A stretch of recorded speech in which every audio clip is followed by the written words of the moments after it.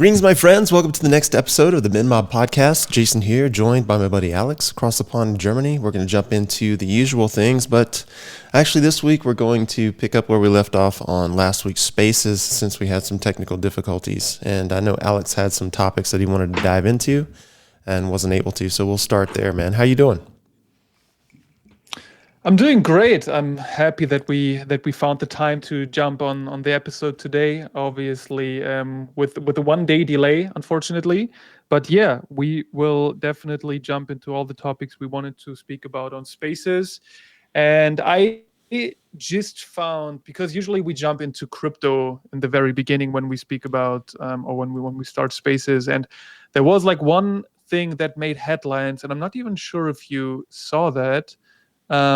But it's kind of related to crypto and maybe even NFTs, because when we speak about the utility of NFTs, game assets are always like, something people speak about, right? Like you have assets in games that can be tokenized, you can buy them, you can sell them.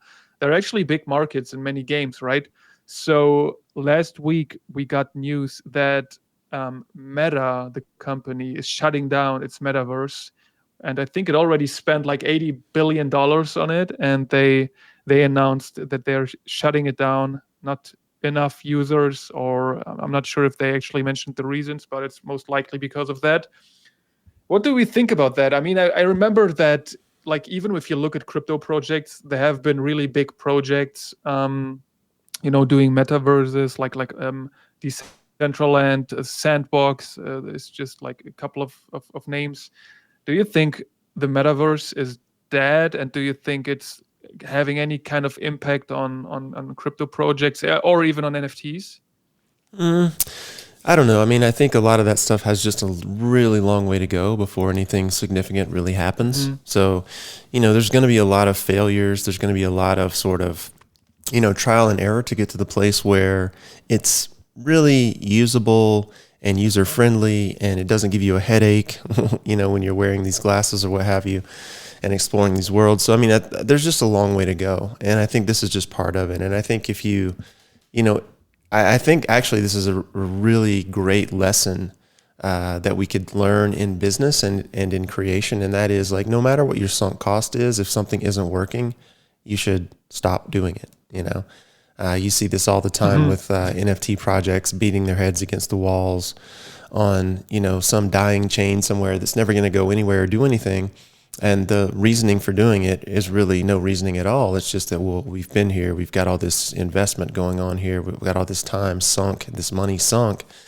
And yet here's Facebook, who's invested literal billions of dollars into this one project. And they're like, well, no, we're going to pull the plug. So, like, if Facebook can pull the plug on a multi-billion-dollar project, surely you can walk away from your little NFT project that's dying on Polygon somewhere. Just move, change, do whatever. But I mean, I think that's really what I take from this, rather than anything tech related at all. It's just like, learn the business lesson here. Sunk costs are real, but the longer you stick around and sink more into them, the more you lose, right? So, take a page from the Zuck's book, right, and do the right thing.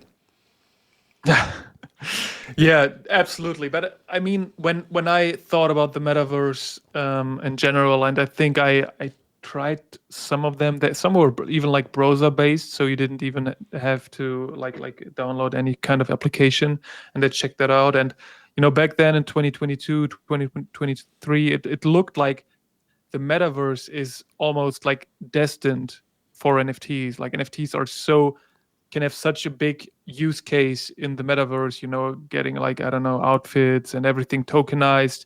And it seemed like the next big thing. And it died like suddenly, right? Like, I don't think, it doesn't look like anyone has any interest anymore into the metaverse. And right now I feel like the narrative is more, going in the artificial intelligence direction. And now that's like the big thing. And yeah, I mean, obviously AI has a completely different use case for humanity, of course. But do you think, like AI was like a big topic in the crypto space as well, right? Like, there was so many AI projects, and do you think this is something that can stop suddenly as well? You mean like in terms of shifting gears from like an AI project that's not working? Yeah, I mean, obviously AI is not going to die, right? Like that evolves in a really quick pace, and that gets better and better every day, and people can use it. But I feel like the crypto narrative that they're I'm not even sure if there was like a necessity that it's like connected to crypto, right? There Mm. probably wasn't. So but it looks like especially in the crypto markets, people have always needed to have narratives, right? Like in the very beginning of the cycle it was meme coins, then it shifted to AI, and I feel like there is kind of that tendency that all this is going to die. And I mean, we mentioned that all the times, right? Like everything consolidates to quality. And do you think there will be narratives in the future?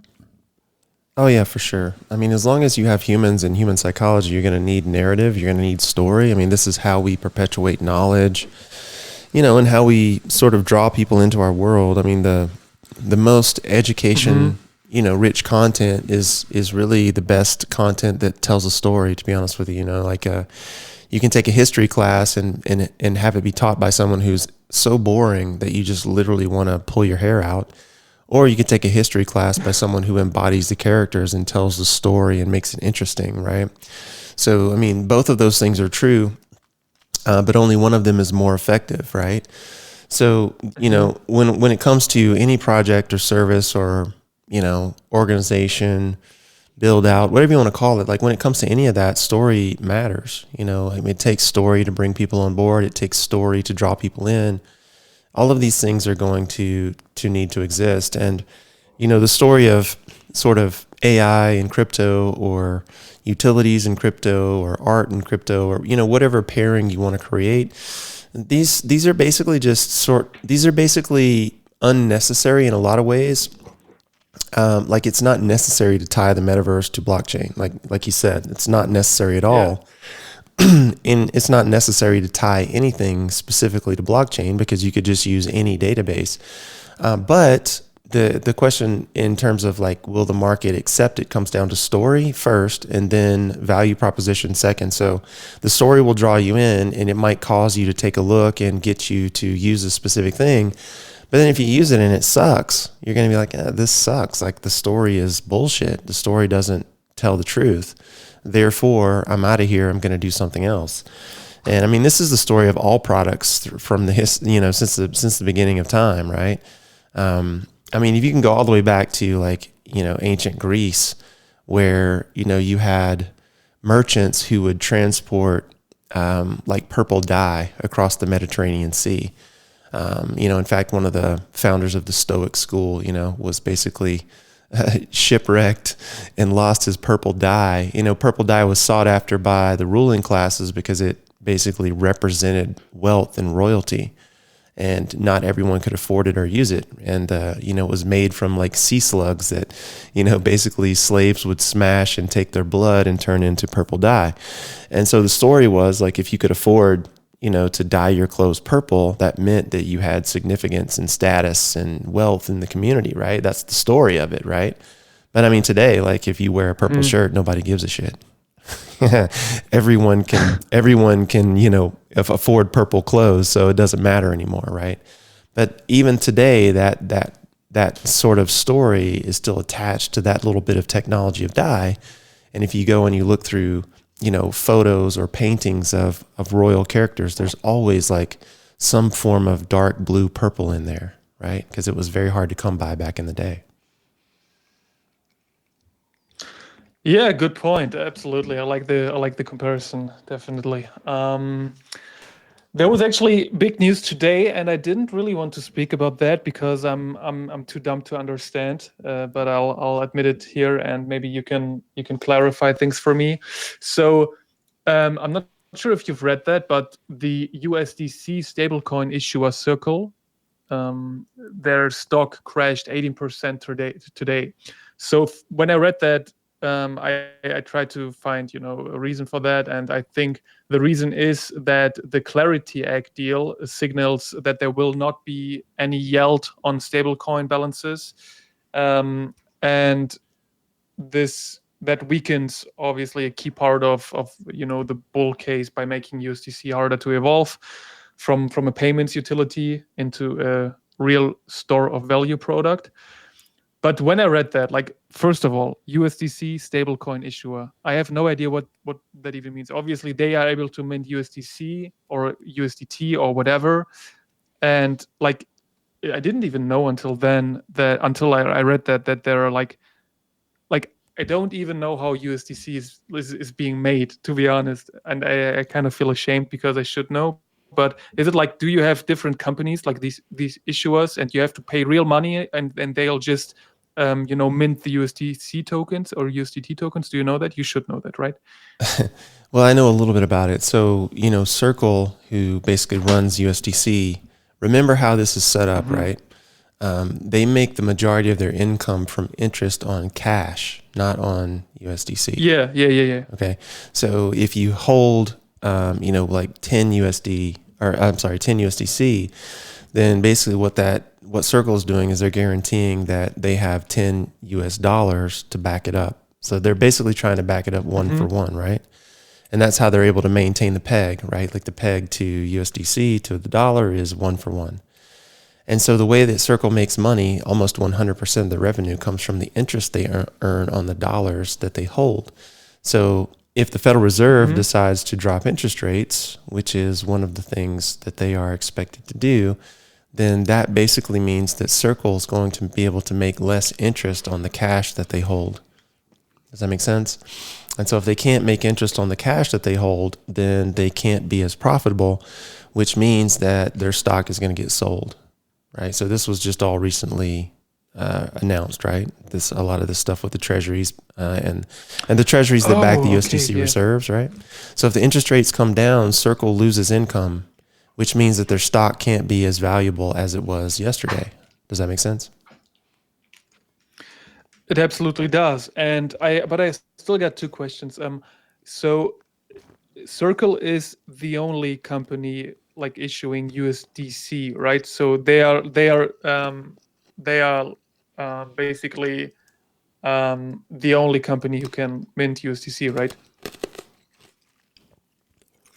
Yeah, as far as I know, like Circle USDC, issued by Circle, like USD coin or whatever, is issued by Circle primarily, and they are the chosen issuer of it, right? Like they have a contract that basically states that they're going to hold these one-to-one reserves, and because they're a third-party company, they're the only ones who can emit USDC, right?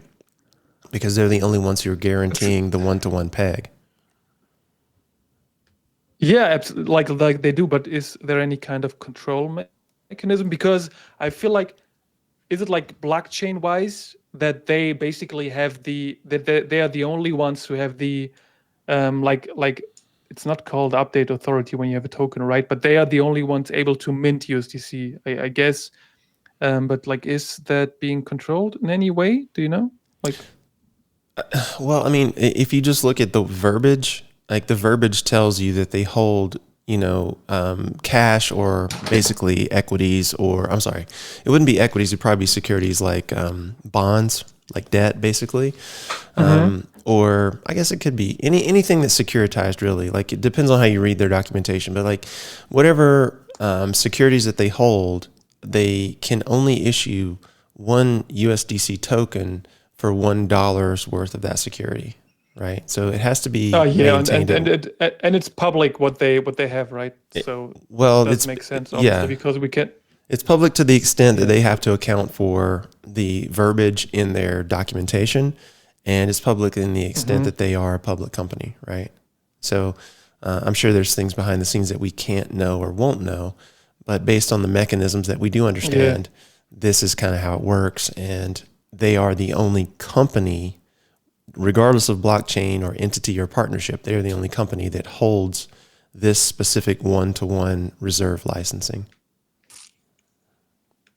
Yeah, that makes sense. I mean, in the end, it's actually quite interesting because I never thought about where stablecoins are coming from, but now it makes sense, and now it even makes more sense that there are actually so many different projects suddenly issuing stable coins. Like I think Binance has one. There's obviously USDT, and but what was actually like the cause? Like maybe you can explain me why like Luna was not able to back its stablecoin, or what was happening there? Well, Luna's a totally different animal, and this has to do with like Okay. front running the market. Completely different thing altogether. So you could just go to Grok and look up like the circumstances around Luna. It's kind of a long story, but basically, one seller who held a massive amount ended up selling into like a weak market, or basically front run the market, and that created a panic, which caused basically the Luna token to sort of, or I'm sorry, Luna's assets to sort of be decoupled. But I mean, that's a completely different scenario, altogether. Okay. Yeah. Yeah, Luna suddenly collapsed, and I think there was no way back. But yeah, interesting. Yeah, as we are unfortunately lacking time a little bit today, let's jump into what's going on in the Goodfellas world. And there are plenty of things. The most important one is, of course, the drop we will have on Friday by none other than Nika. The piece is called Prayer. You guys have probably seen the description on X already. She wrote a beautiful description and even like some additional information from her artist perspective. And she is going to join us on Friday on Spaces and speak a little bit about her art. And it's always great to have an artist on Spaces, right? Like we've been speaking about arts so many times, and getting their kind of point of views and opinions on everything that's going on, and what they think about like I don't know, AI art, or what they think about the current condition of the market. Where does the market go? It's always like great to see all these different personalities and opinions. So I'm really looking forward to that, and I'm looking forward to the mint, of course. 21 editions. Mint price is going to be the same as always, 0.21 Sol. One piece is bearing Nika's signature / logo. So you know the drill. We look forward to the mint. This is going to be great. And on top of that, we are currently seeking to, well, that's Jason, that's obviously done on your end. So do you want to jump a little bit into what you've been doing, in order to grow our IP rights business? You mean in terms of acquisitions? I mean, we could talk a little bit about that if you want exactly. to. Yeah, we've got basically. Absolutely. Well, obviously before we jumped on the mic today, we were on the call with Francois, or Francie, as he said he preferred to be called, who did the original artwork for Art of Mob, which we acquired and then and signed a contract with, and then reminted as Goodfellas. And we're going to have him doing some updates and revamps on that art, but also we're going to have him doing some new stuff. And just part of that conversation, basically led to the question of, hey, what else have you done? Because his work is so good. Like, what else have you done in the marketplace that's basically just out there dying on the vine, or, has been abandoned, or whatever the case may be. He said, I have like 7 collections out there that really nothing's happening for, or nothing's being done with. So that right there, like, opened the door to have a conversation around like 7 collections of artwork. And if it's all by him, it's going to be done really well because he's so good. And he doesn't have any documentation with the, founders of these projects, like we've talked about before, where they actually purchased anything from him. And so that artwork is not tied to those founders unless he expressly conveyed that to them, right? Unless that has been sort of outlined somewhere and there's been a contract between the two, and there's been money that's changed hands. And in most cases, a lot of these artists you'll find have never done any of this stuff. It's just like, we're going to build it on the fly and we'll just give it to you. And then maybe sort of kind of, hopefully at some point in the future, we'll get paid, right? So, when you have these conversations, you realize how shaky this marketplace is. And all of those collections could be basically reminted and revamped and brought into the Goodfellas fold, so to speak, so that they have a safe haven where they can live forever and be cared for and collected by people who actually care about the work and want to see it succeed.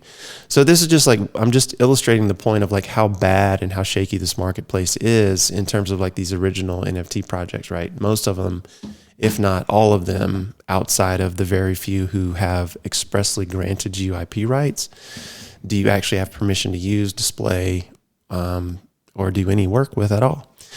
So, in addition to that, I'm in conversations with several other people, one specifically coming from Polygon. There's 3 collections that I'm trying to acquire, and I hope to have that deal closed before the end of the week. And if that happens, then we'll be able to basically bring that artwork onto Solana and remint it into a group of collectors who actually care about the work.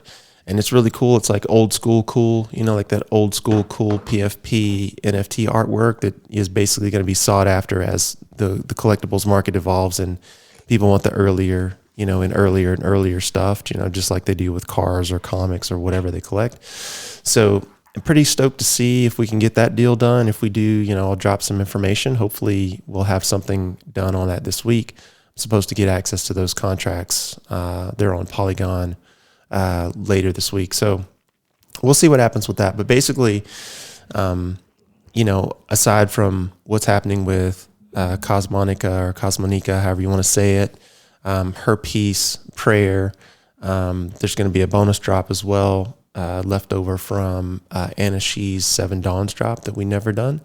So I'll have both of those ready to rock. And then hopefully we'll have some more news on even more art coming down the line as well. And then, of course, with Francie coming back in to do some work on the OG stuff, there's just tons and tons to process and get through. So, I mean, in a nutshell, without going too deep, that's kind of where all that's at. Yeah, really cool. And regarding Francie, man, we asked him what we should call him, and we still don't know. But let's stick to Francie.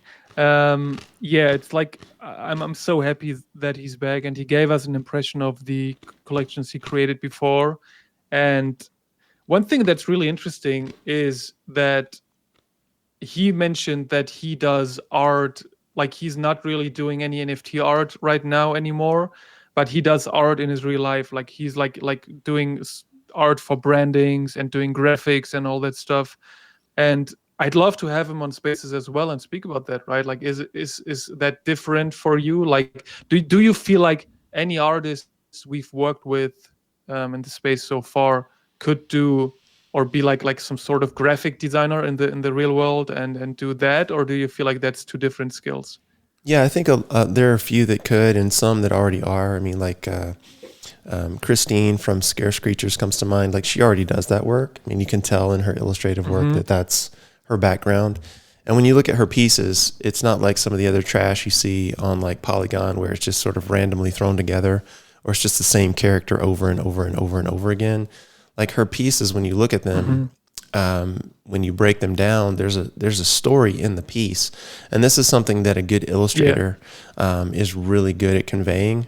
So you can take a very simple shape or a very simple color combination with a simple set of shapes and then convey a story. And, the people who do that, I find, are the best illustrators or the best storytellers. They generally do work in the real world because they have to do that to get jobs. Like when you're doing logo work or branding design, a lot of that work needs to tell a story in addition to being really, really well done. And then, of course, there's a lot of technicians in the NFT world who do focus on specific characters or do focus on specific styles, and they could make the transition if they chose to. So, I mean, it could flow both ways, but the people who have the skill set already stand out because it shows up in the work that you see. It's really easy to see. Yeah, absolutely. And as I said, I'm really looking forward to see more art coming from Francis for the male badge. It's so great that he's obviously familiar with the art style, and he's going to. I think we're going to see some great new traits for the male version. And yeah, unfortunately, I got an appointment coming up. So this should be it for today. Short one, but I hope you guys enjoyed it. We look forward to see you guys around on Friday. Let's chat art, man. It's the greatest topic. Let's speak a little bit about art. Let's chat with Nika and yeah, see what kind of artist she is, where she comes from, and all that stuff. It's always so great to have those people around. And yeah, I hope you guys I hope you guys show up, and I'm looking forward to the spaces. Hope everyone out there has a great week, and we'll see you guys on Friday. Until then, bye bye. Absolutely. Take care, guys. Have a good one.